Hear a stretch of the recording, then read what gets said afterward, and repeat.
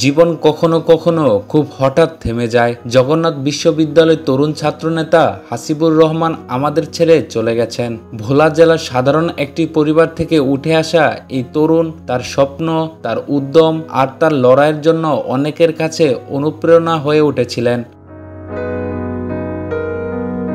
ভূগোল ও পরিবেশ বিভাগের ছাত্র ছিলেন তিনি। ক্লাসের পড়াশোনা, বন্ধুদের সঙ্গে হাসি আড্ডা সবকিছুর মাঝেও তিনি খুঁজে নিয়েছিলেন অন্য এক পথ, সেটি হলো রাজনীতি। তিনি বিশ্বাস করতেন রাজনীতি মানে শুধু ক্ষমতার লড়াই নয়, বরং পরিবর্তনের সংগ্রাম। আর সেই বিশ্বাস থেকেই তিনি ছাত্রদলে যোগ দেন এবং দ্রুত হয়ে ওঠেন জগন্নাথ বিশ্ববিদ্যালয় ছাত্রদলের যুগ্ম আহ্বায়ক।